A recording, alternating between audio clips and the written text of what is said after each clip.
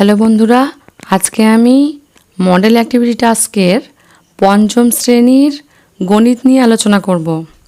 আগের দিন বাংলা নিয়ে আলোচনা করেছি।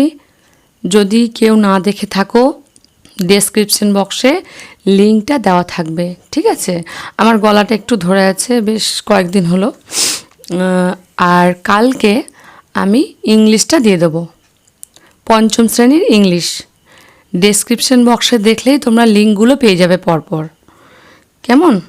বেশ, তোমরা দেখছো ছাত্র শিক্ষা চ্যানেল, আর তোমরা সাবস্ক্রাইব করতে জানো কি না জানি না, আমি দেখিয়ে দিচ্ছি, দেখে নাও। এভাবে করবে, সাবস্ক্রাইবটা নিয়ে গিয়ে ওখানে ওই যে একটা বেল আইকন আছে, ওটা প্রেস করে দেবে, ঠিক আছে? আঙুলটা নিয়ে গিয়ে প্রেস করলেই ওগুলো সাবস্ক্রাইব হয়ে যাবে। আর সাবস্ক্রাইব করলে তোমরা পরবর্তী নোটিফিকেশানটা অটোমেটিক্যালি তোমাদের চলে আসবে ফোনে।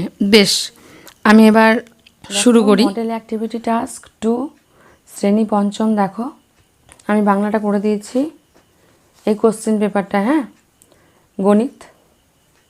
তো আজ শুরু করছি। প্রথম প্রশ্নটা দেখো, নিচের পছন্দভিত্তিক প্রশ্নের উত্তর দাও।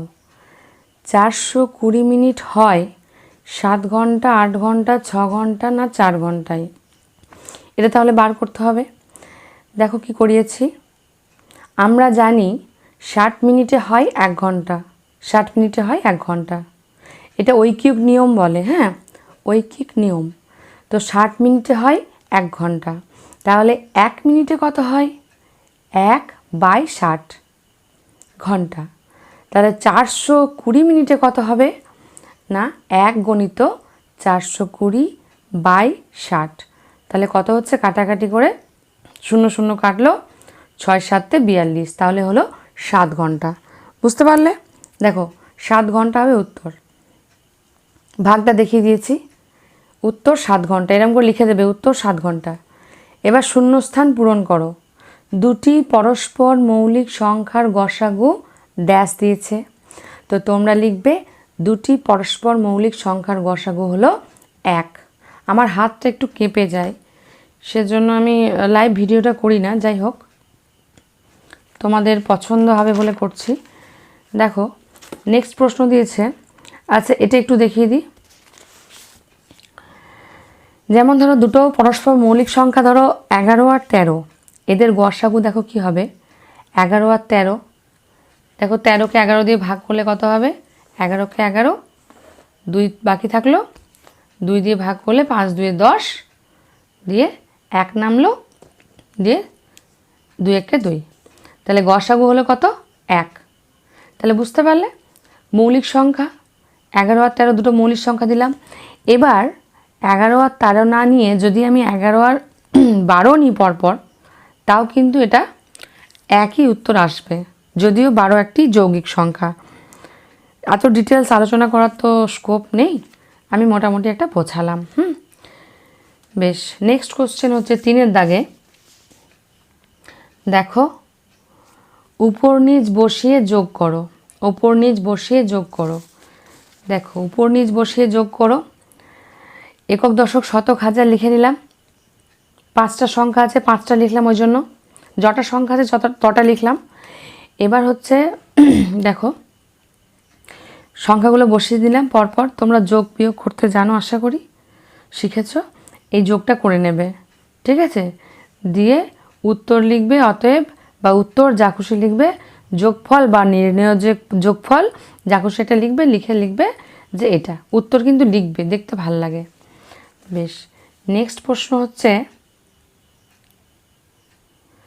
দুটি সংখ্যার গসাগু 5 ও লসাগু 60, একটি সংখ্যা 15 হলে অন্য সংখ্যাটি কত? দেখো, আমরা জানি একটা নিয়ম আছে, দেখবে তোমাদের বই দেওয়া আছে। দুটো সংখ্যার লসাগু গণিত গসাগু, বা গসাগু গণিত লসাগু মানে হচ্ছে সংখ্যা দুটির গুণফল। এই নিয়মটাতে ভিত্তি করে, বা এই নিয়মটার উপর বেস করে গোটা অঙ্কটা হবে। তাহলে একটি সংখ্যা যদি 15 হয়, তাহলে অন্য একটা সংখ্যা কি হবে? এই যে গসাগু গণিত লসাগু বাই একটি সংখ্যা হবে, এটা ফর্মুলা, ঠিক আছে? একটি সংখ্যা যদি দিয়ে দেয় আর গসাগু লসাগু যদি দিয়ে দেয়, তাহলে কি করতে হবে? গসাগু লসাগুটা লিখে নিচে একটি সংখ্যা দিলে অন্য একটি সংখ্যা বেরোবে। কেমন? তাহলে দেখো গসাগু আর লসাগুটা আমি পাশাপাশি লিখে নিয়েছি। 5 × 60/15, একটি সংখ্যা 15। ঠিক আছে, কাটাকাটি করলাম। 3 × 5 = 15, 15 দিয়ে 60কে ভাগ করলাম। কি করে করলাম? না, 15টা কাটা হলো, বেশ 3টে আছে। 3 × 2 = 6 আর 0টা বসে গেল। তাহলে সবগুলো কেটে গেল নিচে, ওপরে থাকলো 20। 5টা কেটে গেছে, ওপরে থাকলো 20। তাহলে অন্য সংখ্যা হলো কি? 20। তাহলে একটি সংখ্যা 15, অন্য সংখ্যাটি কি হলো? 20। ঠিক আছে, বেশ। আবার তোমরা একটু অন্যরকম করে করলে দেখো, দেখতে পাবে তোমরা প্রশ্নের উত্তরটা ঠিক হয়েছে কি না। দেখো, গসাগু গুণিত লসাগু সমান সংখ্যা দুটির গুণফল বলেছে তো। তাহলে এইটার এইটা মানে হলো গিয়ে তোমার 5 × 60, যেটা এইটা সমান কি আসবে? সংখ্যা দুটির গুণফল 15 × 20, একই উত্তর আসবে। তোমরা এটা করেও দেখে নিতে পারো যে তোমাদের উত্তরটা ঠিক হয়েছে কি না। বুঝতে না পারলে কমেন্ট করতে পারো। দেখো নেক্সট প্রশ্ন দেখো, 75 লিটার কেরোসিন তেল ও 25 লিটার পেট্রোল সমান মাপের টিনে এমনভাবে ভর্তি করে রাখা হবে যাতে দু প্রকার তেল মিশে না যায়। কমপক্ষে কতগুলি টিনে তা করা যাবে? প্রতি টিনে কত লিটার তেল ধরবে? দেখো, দুটো উত্তর চেয়েছে। প্রথম প্রশ্নে বলেছে কমপক্ষে কতগুলি টিনে তা করা যাবে, আর দ্বিতীয়টা বলেছে প্রতি টিনে কত লিটার তেল ধরবে। দেখো, কমপক্ষে যখনই বলবে তখন কিন্তু গসাগু হবে, এটা মনে রাখবে, এটা হচ্ছে চিহ্ন। কেমন? কমপক্ষে যখনই বলবে তখনই গসাগু হবে। তাহলে প্রশ্নটা কিন্তু 2-3 বার পড়বে। তাহলে কি কি আছে? 75 লিটার কেরোসিন আর 25 লিটার পেট্রোল। অঙ্কটা করি। দেখো, কমপক্ষে যখনই বলা হবে তখন লসাগু হবে। তাহলে আমি লসাগু করি। 75কে 25 দিয়ে ভাগ করি, ভাগ প্রক্রিয়ার সাহায্যে গসাগু। তো গসাগু যখনই করলাম তাহলে 3 × 25 হয় 75। তোমরা যদি এভাবে না করতে পারো, 25 দিয়ে 25 × 1, 25 × 2 করে দেখে নিতে পারো। কেমন? 3 × 25 = 75 হবে। তাহলে কী হবে? অতএব কমপক্ষে 25টি টিনে ভর্তি করা যাবে। ঠিক আছে, তাহলে গসাগু আমরা জানি বাঁ দিকের যেটা আসে সেটা হয় গসাগু। এটা কিন্তু ভাগ নয়, এটা ভাগ প্রক্রিয়ার সাহায্যে গসাগু। ভাগ যদি হতো ভাগফল এটা হতো, কিন্তু এখানে গসাগু হবে 25টা, অর্থাৎ যেটাকে দিয়ে মিলে যাচ্ছে। দেখো, তাহলে কমপক্ষে 25টি টিনে ভর্তি করা যাবে।